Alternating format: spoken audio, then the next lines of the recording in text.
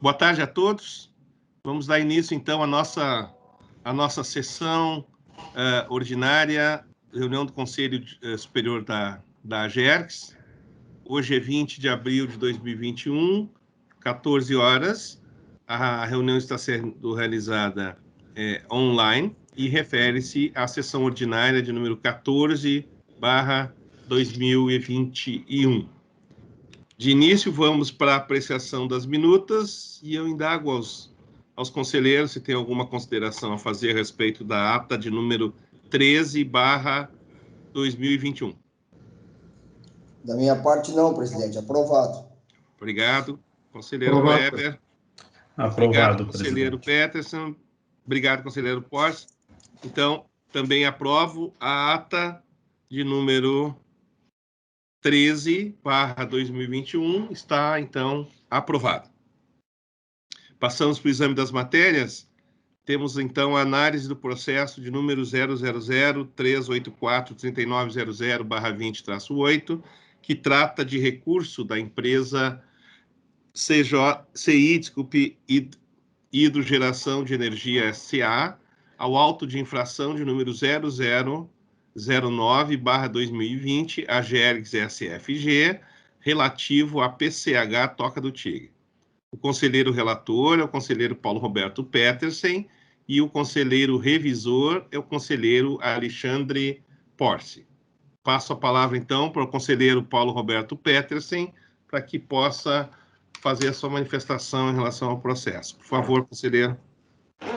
Boa tarde a todos. O presente expediente trata de recurso ao auto de infração número 0009/2020, AGERGS SFG, relativo à usina PSH Toca do Tigre, outorgado à empresa CJ Hidrogeração S.A. O referido auto de infração foi emitido em 4 de maio de 2020, em decorrência de fiscalização com ação presencial realizada em maio de 2019, com o objetivo de verificar a conformidade da usina hidrelétrica à legislação vigente do setor elétrico, com foco nas condições de segurança de barragem, diques e estruturas associadas, de acordo com o dispositivo na Lei número 12.334, de 20 de setembro de 2010, e na Resolução Normativa ANEEL número 696, de 15 de dezembro de 2015.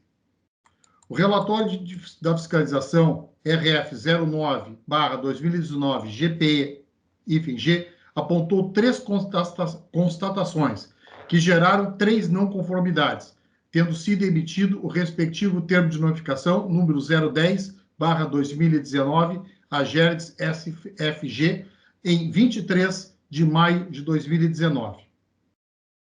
Após a análise da manifestação da notificação, a Gerência de Energia Elétrica e Gás Canalizado da AGERGS acatou parcialmente as justificativas apresentadas, acolhendo a manifestação do agente quanto às constatações CT1 e CT2. Para a constatação CT3, não conformidade NC3, foi lavrado o auto de infração número 009/2021, AGERGS SFG, visto a ausência de anotação de responsabilidade técnica, ART, referente às ações relacionadas à segurança de barragem conduzidas pelo respectivo responsável técnico. A não conformidade refere-se ao artigo 18, parágrafo 2º da REN, número 696/2015, que estabelece que as ações conduzidas pelo responsável técnico devam ter recolhimento de anotação de responsabilidade técnica, ART, específica ou de cargo e função.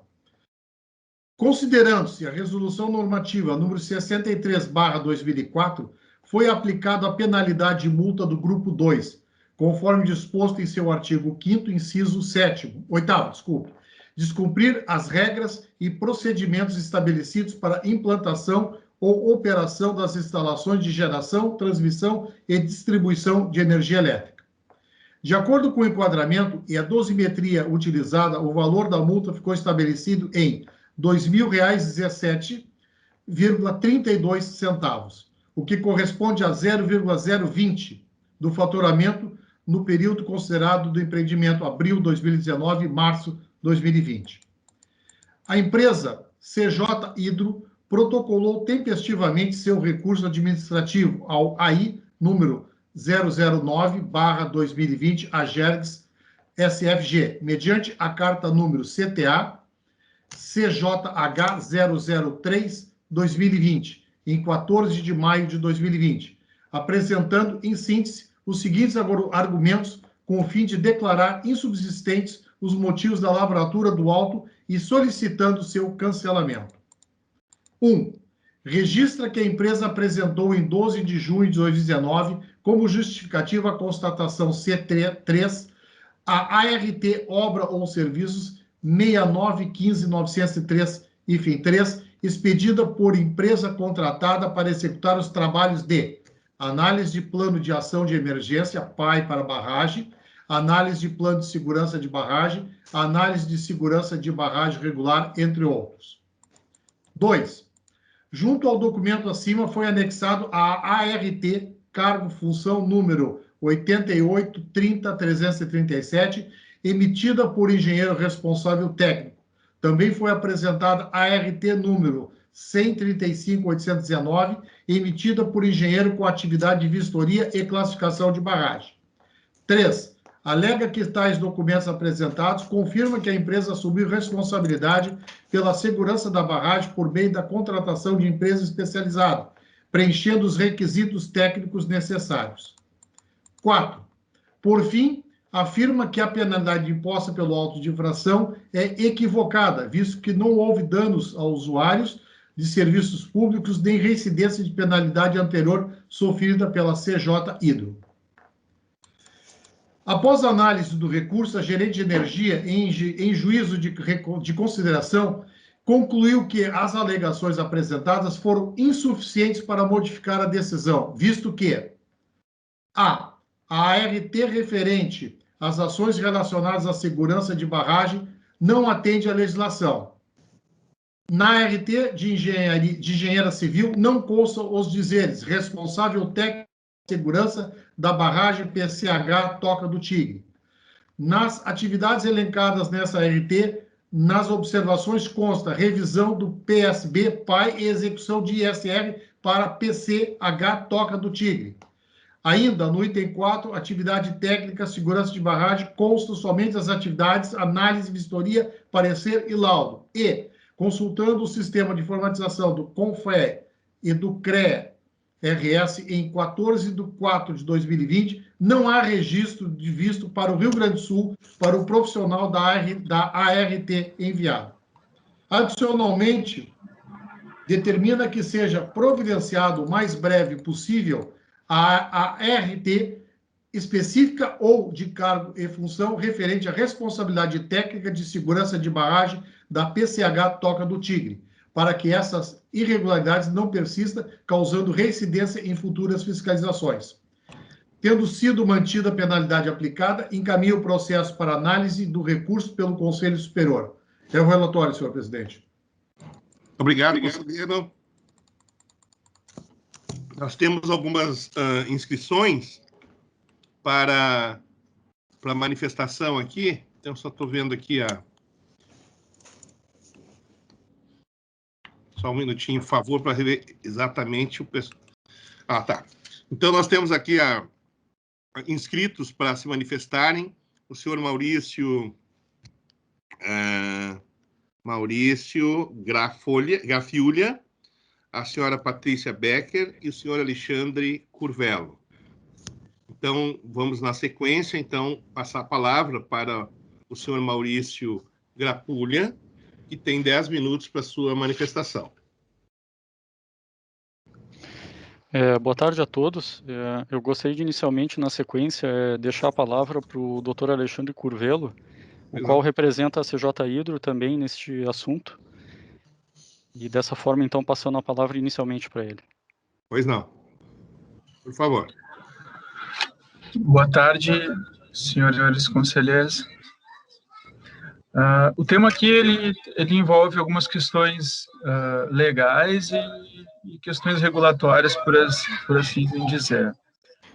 Do ponto de vista legal, conforme ressaltado no recurso, nós teríamos de início uma insubsistência do auto de infração que decorre do próprio enquadramento do regime sancionador.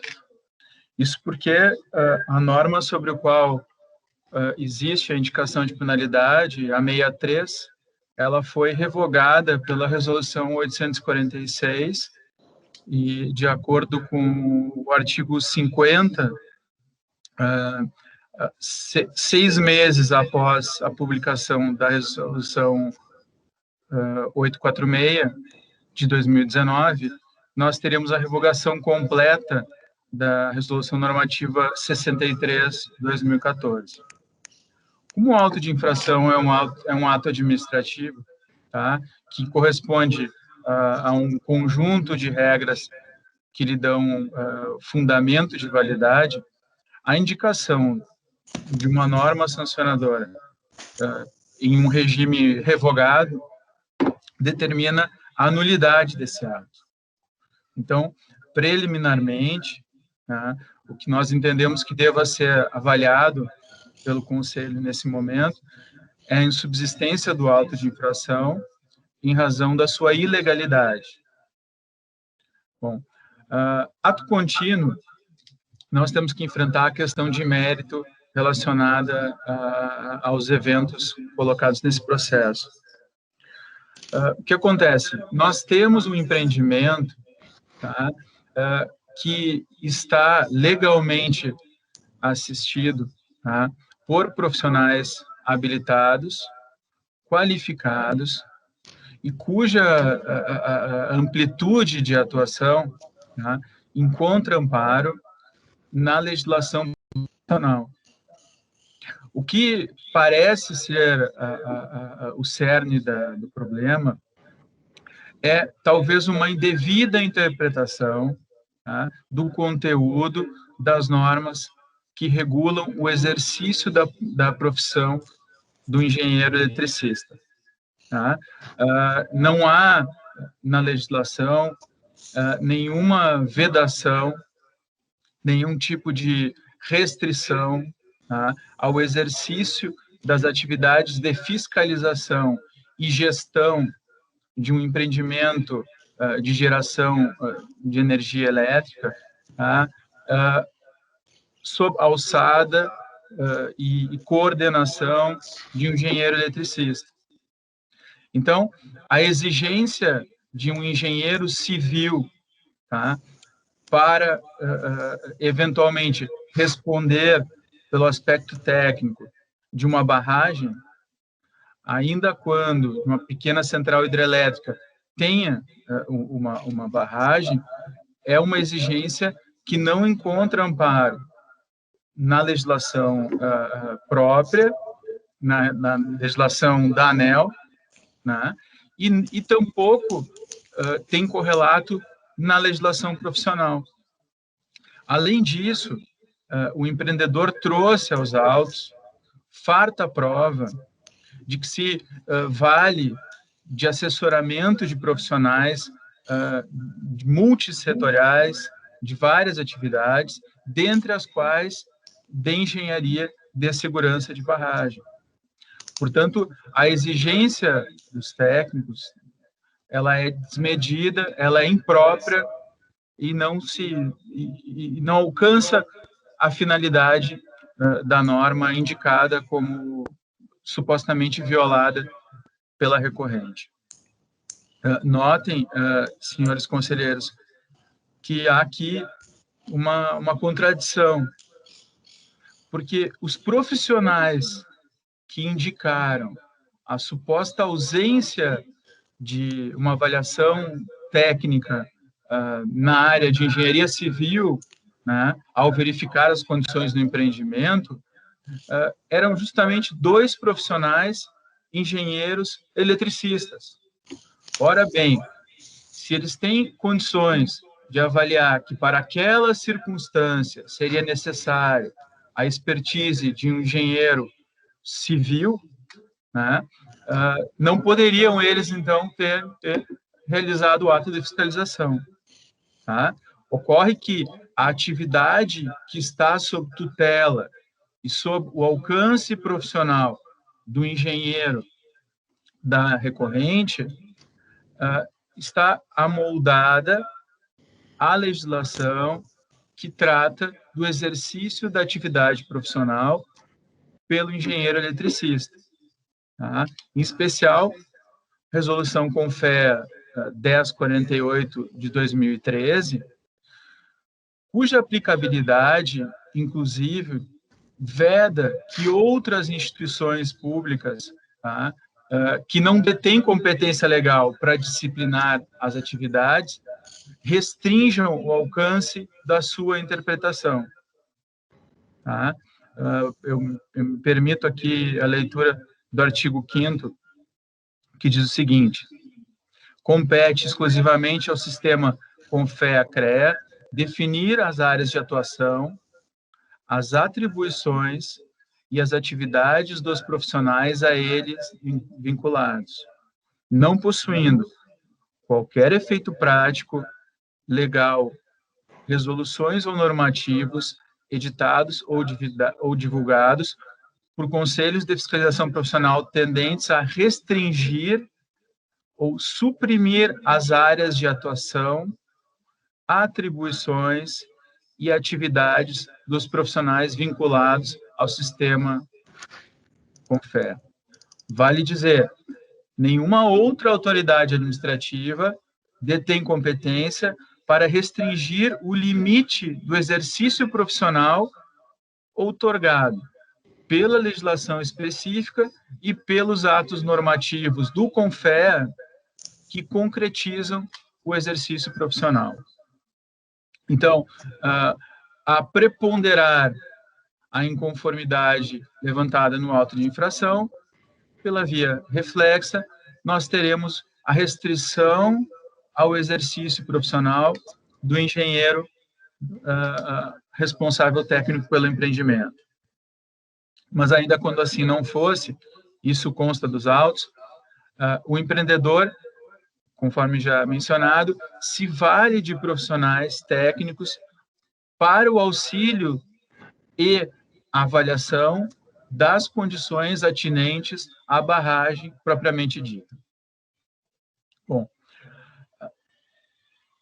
em acréscimo à manifestação que fizemos, é ainda imperioso notar que tratamos de um empreendimento que a própria fiscalização reconheceu amplamente disposto a melhorar a sua performance e atender aos normativos regulatórios.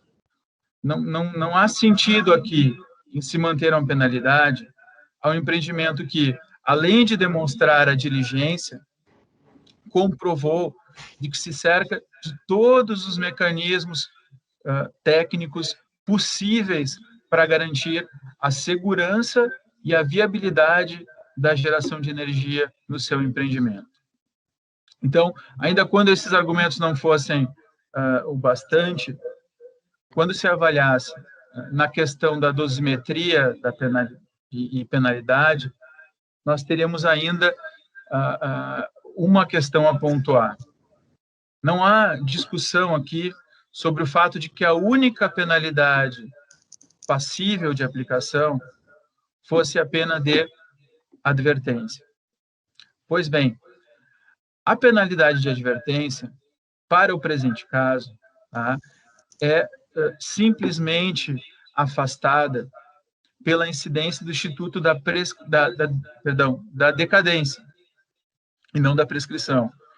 Porque, de acordo com o artigo 27 da já citada Resolução 846/2019, nós teríamos um interregno de 45 dias para, então, o exercício desse poder de tutela para a aplicação da penalidade. Por todas essas razões, senhores conselheiros, é que vimos aqui perante esse Conselho, em primeiro, requerer o reconhecimento da nulidade do auto de infração, quer pelas questões legais suscitadas, quer a sua insubsistência pelas questões de mérito ora suscitadas. Na linha argumentativa, se esse não for o entendimento, que se mantenha a penalidade ao nível de advertência e, nesse caso, se reconheça a decadência para a sua aplicação. Essa é a minha manifestação. Muito obrigado. Devolvo, então, agora a palavra para o conselheiro Paulo Roberto Petersen, para que ele possa, então, apresentar a justificativa e fundamentação do seu voto. Presidente, acho que antes do conselheiro Petersen fazer a sua manifestação final, diante da argumentação do advogado, acho que seria interessante a gente ouvir os nossos engenheiros da área de energia, até como contraponto a a apresentação dele, que, no meu ponto de vista, pode colocar em xeque aí a análise que está sendo feita, se nós não tivermos, o cara alega aqui que o enquadramento está equivocado em função da nulidade da cláusula, essa que já estava vencida. Então, acho que para a gente dar continuidade, eu gostaria de ouvir o pessoal da área de energia sobre esse ponto, principalmente. Todos estão de acordo? Concordo, presidente. Tá. Então, por favor, eu acho que se o Alexandre tiver algum ponto, então, por favor, Alexandre, pode esclarecê-lo, agregar, por favor.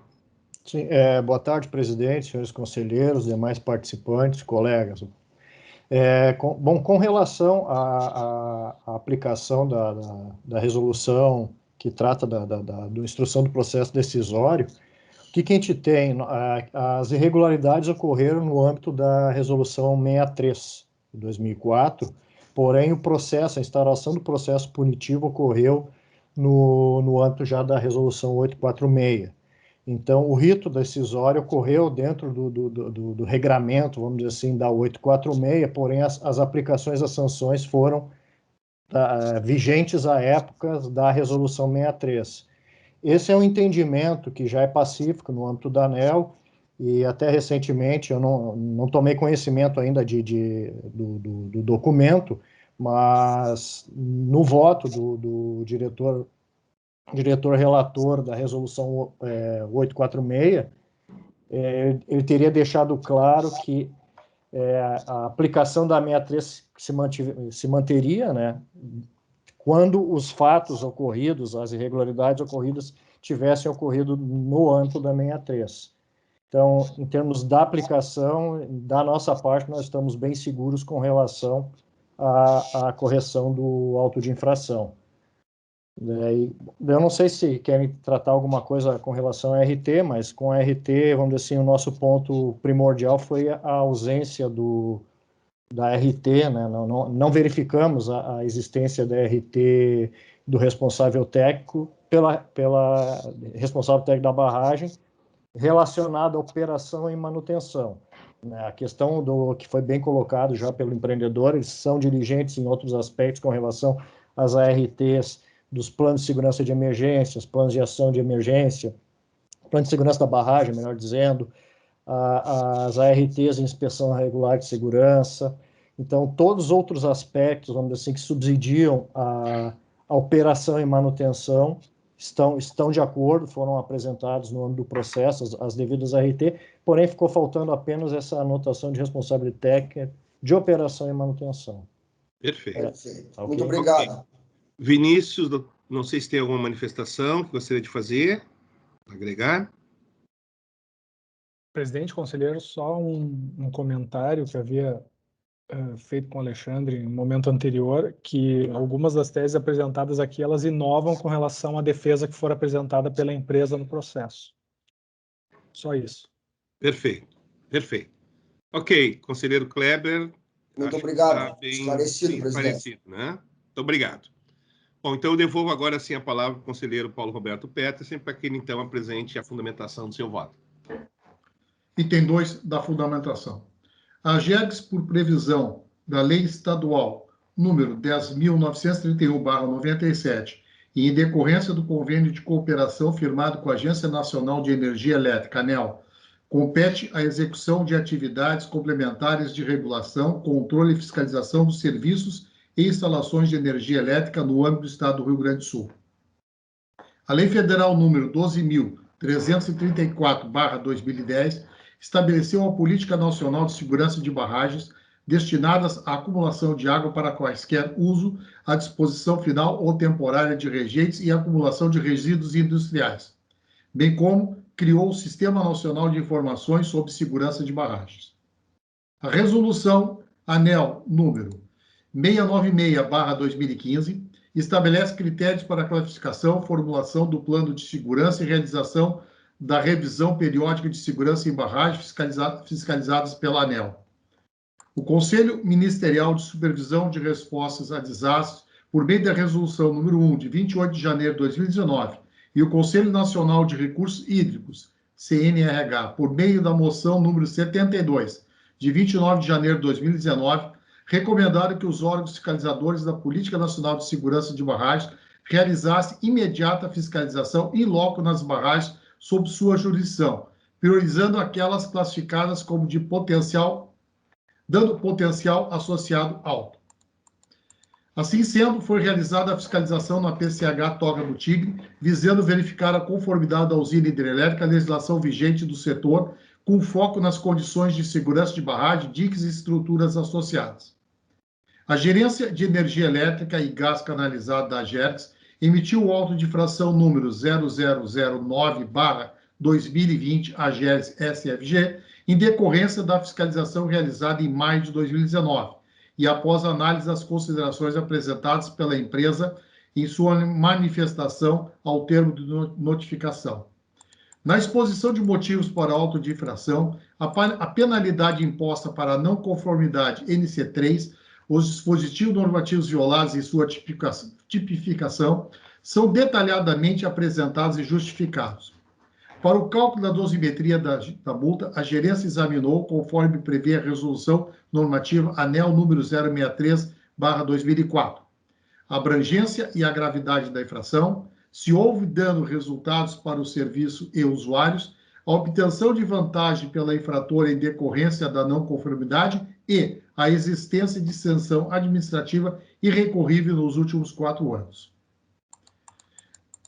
A REI número 063/2004 dispõe sobre os procedimentos e condições para a imposição da penalidade aos agentes do setor elétrico. Em 18 de junho de 2019, com a mesma finalidade, foi publicada a Resolução Normativa ANEEL número 846, de 11 de junho de 2019, a qual definiu a revogação da REI número 063/2004 em 6 meses após sua publicação. Cabe referir que a lavratura do auto de infração respeitou as questões processuais definidas na nova resolução. Entretanto, visto que a fiscalização e as não conformidades evidenciadas deram-se durante a vigência da REI número 063/2004, as penalidades aplicadas observaram os enquadramentos previstos à época, observando os princípios da legalidade e da aplicação da norma no tempo. A recorrente solicita o cancelamento do auto de infração número 009/2021, afirmando ser insubsistente as razões que a ampararam.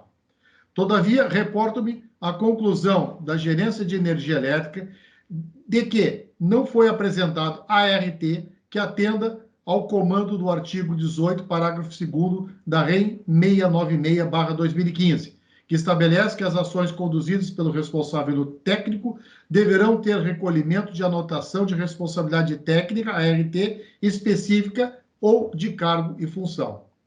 Assim sendo, após a análise do recurso apresentado, entendo que não há motivos que justifiquem a alteração da decisão de aplicação da penalidade. Diante do exposto, voto por 1. Conhecer e negar o provimento ao recurso, mantendo a aplicação da penalidade de multa no valor de R$ 2.017,32 a CJ Hidrogeração de Energia S.A., conforme auto de infração número 0009/2020 AGERGS SFG. 2.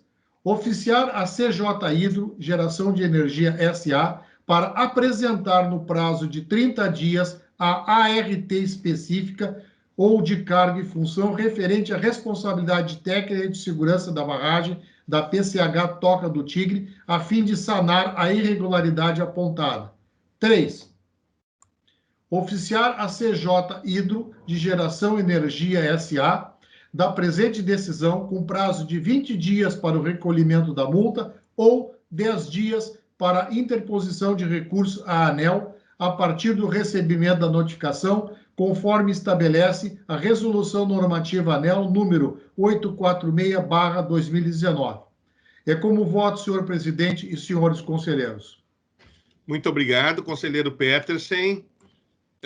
Passo agora, então, a palavra para o revisor, conselheiro Alexandre. Por favor. Boa tarde a todos.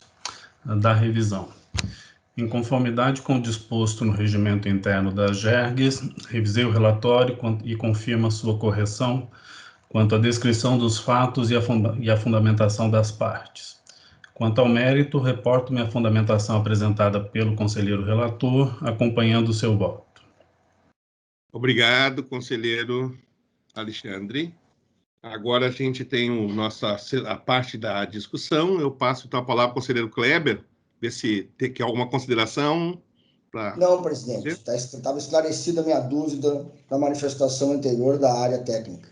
Obrigado.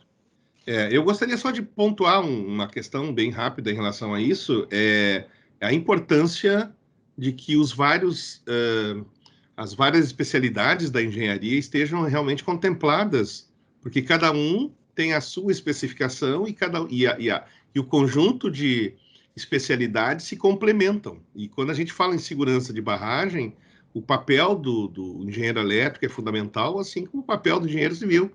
E outros que, eventualmente, também, de alguma forma, tenham especialidades especificadas. E na engenharia tem algo que é muito interessante, que, eventualmente, se tem área de sombreamento, inclusive, que é natural, mas são muito poucas, na verdade. E essa questão de segurança, parte estrutural, etc., ela é absolutamente fundamental para a operação, sim. E insisto que os órgãos, como o CONFEA, como o CREA, etc., eles têm muito claramente definidas estas atribuições. E é muito importante que essas normas sejam respeitadas para que a gente não tenha nenhum risco em relação à segurança de barragens, que a gente sabe que as consequências são efetivamente muito, muito grandes, muito pesadas para a sociedade. Mas então eu devolvo agora então a palavra para o conselheiro Petersen, para que então ele confirme o seu voto. Mantenho o voto, senhor presidente. Obrigado, conselheiro. Conselheiro Alexandre. Também mantenho o voto, presidente. Obrigado. Conselheiro Kleber. Acompanho o relator. Muito obrigado. Eu também acompanho o voto do relator. Portanto, a matéria está aprovada, o processo e o relatório do conselheiro está aprovado por unanimidade.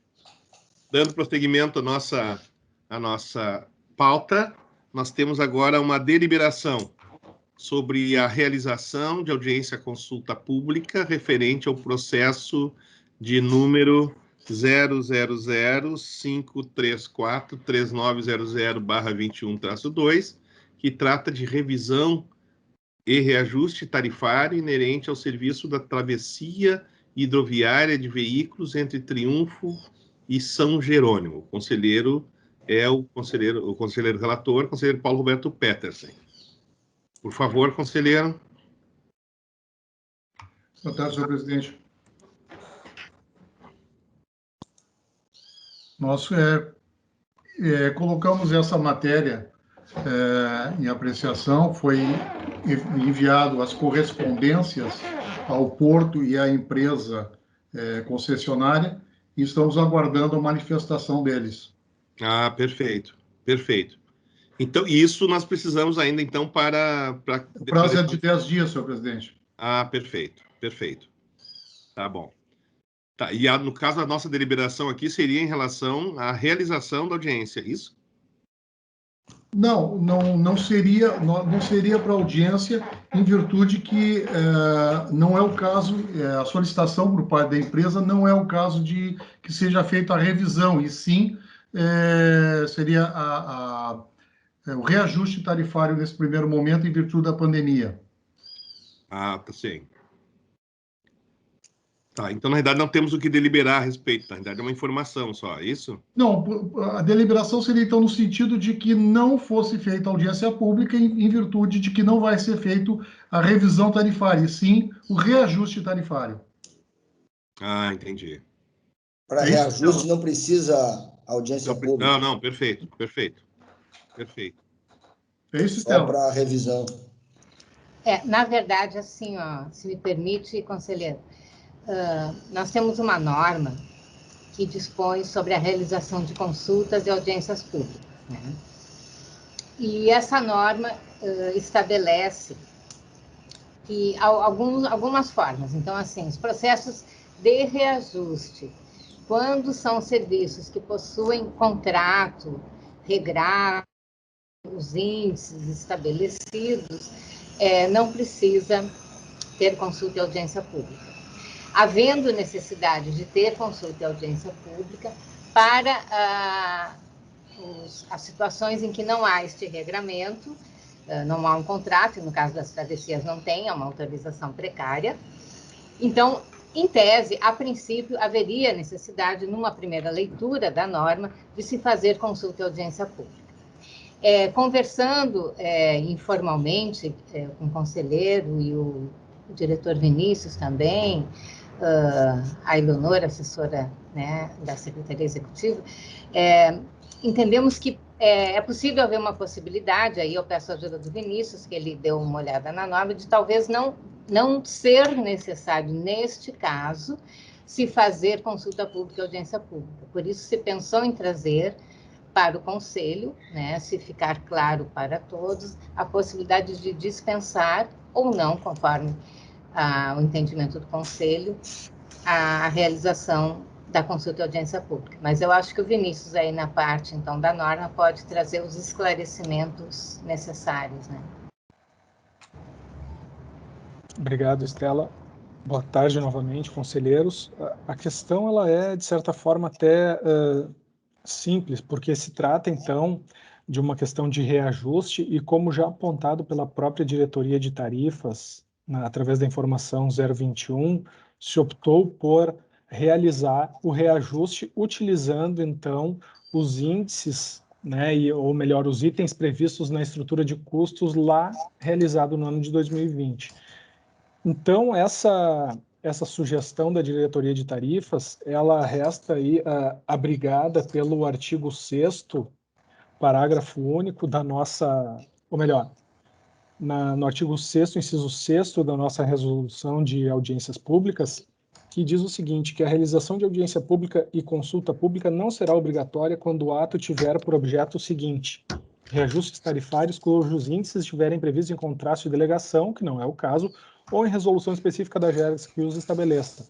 Então, como no ano de 2020 nós tivemos aprovação da resolução que contemplou os mesmos índices, e uma mera replicação daqueles índices nesse ano de 2020, né, assim, principalmente forte no que pondera a diretoria de tarifas na sua manifestação, através da informação 21, nós colocamos a apreciação aí do Conselho de que não é necessária, então, a realização da audiência pública.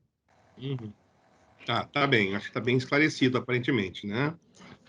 Alguma consideração, senhores conselheiros? Não. Não. Eu pessoalmente, só lamento que a gente tenha, em 2021, essa quantidade enorme de prestações de serviços em condições precárias. E isso se estende para boa parte do sistema de transporte de passageiros nesse estado. Na realidade, o poder concedente, em algum momento, né, o Estado tem que, de alguma forma, começar a resolver essas questões, porque a precariedade significa... Bom, a palavra se auto-explica, né? É algo precário. Então, nós estamos fazendo todo um trabalho, só que essa precariedade se estende por décadas. Então, talvez nem seja mais precário. qualquer coisa que fique décadas funcionando de forma precária, né, é um puxadinho que virou definitivo, não vai ter nada do lugar. Ou, em algum momento, a gente precisa, acho que até para tirar essa condição de ser temporário, isso é muito importante. Eu faço esse registro porque, de alguma forma, acho que nós temos do setor inteiro se comporta desta forma, né? Então, é muito importante que a gente tenha contratos. Isso dá segurança jurídica e dá uma estabilidade para todos os players, para o usuário, para a empresa prestadora de serviço, para o Estado, para o governo, enfim. Então, eu só lastimo que em 2021 nós ainda estejamos discutindo serviços delegados de forma precária. Mas, de qualquer forma, acho que fica bem claro e esclarecidas as questões aqui. Então, realmente, acho que põe em votação aí, mas me parece que dispensa, né, realmente a questão de audiência. Até porque, se isso fosse acontecer, nós teríamos audiências públicas 3 ou 4 por dia para cada dia do ano, incluindo sábados, domingos e feriados. Não é isso? Mas, então, ponho aí para deliberação. Como vota conselheiro Peterson, então, que... Pela dispensa, presidente. Ok. Conselheiro Kleber. Conselheiro Alexandre. Concordo também pela dispensa. Também concordo. Então, ok, está deliberado. Por fim, nós temos a informação, comunicações. Então, informar que está pautado para o dia 27 de abril, sessão de número 15/2021, análise dos seguintes processos. Processo de número 000-2291-3900-14-2, que trata da normatização do calendário fixo para os reajustes e revisões do transporte de passageiros. O conselheiro relator é o conselheiro Kleber Domingues e o conselheiro revisor é o conselheiro Luiz Henrique Mangion. Também está pautado o processo de número 000-1088-3900/18-0, que trata de recurso de energia da Energética Campos de Cima da Serra Limitada aos autos de infração 005/2018. O conselheiro relator é o conselheiro Kleber Domingues e o conselheiro revisor é o conselheiro Luiz Henrique Mangeon. Também comunicar que foi distribuído ao Conselho Superior, através do sistema eletrônico DPA, para análise e deliberação, o processo de número 000-534-3900/21-2, que trata de revisão tarifária da travessia hidroviária de veículos entre Triunfo e São Jerônimo. Como assuntos gerais, temos, então, agora aqui o relato da nossa diretora-geral, Estela Mares, sobre a contratação de cursos sobre estratégias e ferramentas de negociação, liderando com o modelo da Universidade de Harvard. Então, por favor, diretora Estela. Então, boa tarde, presidente, conselheiros, demais colegas. Na verdade, é fazer um registro. Essa contratação, na verdade, ela é fruto de um trabalho que se iniciou num grupo um processo que foi aberto, que gerou a constituição de um grupo de trabalho para estudar soluções consensuais de conflitos no âmbito da GERGS. Seria um grupo que nós chamamos um grupo de mediação, para que a gente começasse a organizar. Este grupo ficou com o objetivo de ver quais as possibilidades de atuação da GERGS no âmbito da mediação, o que seria necessário. E o primeiro fruto concreto, então, do trabalho realizado é a contratação desse curso, que o nome foi lido, então vai ser um curso online, na verdade é um workshop, né? Estratégia de ferramentas de negociação, liderando com o modelo da Universidade de Harvard. Então, esse workshop vai ser feito em 2 módulos, né? As datas já estão definidas, o primeiro módulo é 19, 20 e 21 de maio, pela manhã. O segundo módulo, no dia 27 e 28 de maio, pela manhã. E vai compreender 30 servidores da GERGS. Então, nós ainda estamos finalizando a composição desse grupo. A princípio participa o grupo de mediação, esse constituído, diretores, coordenadores, os conselheiros e mais servidores que nós ainda estamos, né, definindo dentro de todas as unidades da GERGS. Então, acho que vai ser algo bem interessante, o contrato já foi assinado. E eu queria aproveitar, presidente e conselheiros, se me permitirem, está presente conosco o Luciano Schumacher, servidor da casa, e ele foi o coordenador, ele é o coordenador desse grupo que nós constituímos, e aproveitar para atualizar o conselho do trabalho que esse grupo realizou. A gente informou o conselho quando foi constituído o grupo, então achamos interessante o Luciano poder dar um resumo, né, do trabalho que está sendo feito e outras frentes, né, que a gente está aí trabalhando para outros treinamentos, enfim. Então, por favor, Luciano, se puder contribuir conosco, fazer esse relato para o conselho. Boa tarde, presidente, demais conselheiros, nossa diretora-geral Estela, demais colegas. O nosso grupo, como a Estela disse, foi formado no ano passado. Nós temos integrantes de todas as unidades da GERGS, um integrante cada. Nós iniciamos as discussões sobre o âmbito de aplicação, os procedimentos em que seriam aplicadas a mediação dentro da GERGS, e sentimos imediatamente a necessidade desse treinamento, né? Conversamos com outras instituições, como a Câmara Estadual de Mediação, que está sob coordenação da PGE aqui no Estado. Conversamos com a ANEL e fruto das nossas discussões, das conversas, a gente encaminhou algumas necessidades de treinamento. O primeiro curso é esse, que vai ser, o contrato já foi assinado, que vai ser no mês de maio. É um curso mais geral de formação. Trata-se, na verdade, de técnicas de negociação, né? Não propriamente ainda de mediação, mas ele é a base para a gente avançar depois na questão da mediação propriamente dita.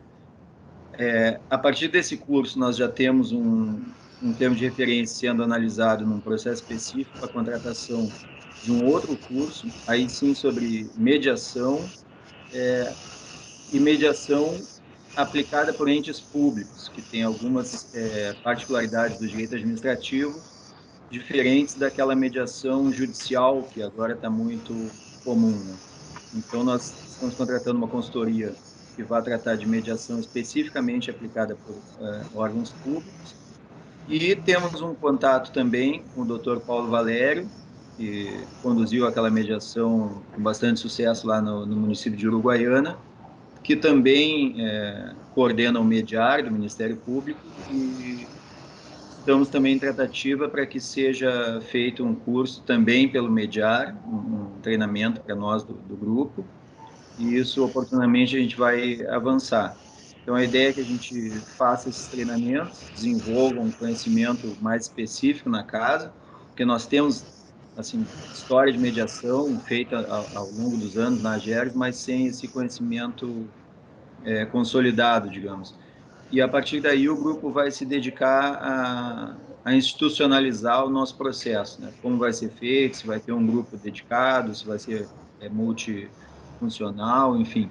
A partir daí, a gente vai estabelecer algumas propostas de mediação para a instituição, a GERGS, que aí certamente serão debatidas com o Conselho Superior.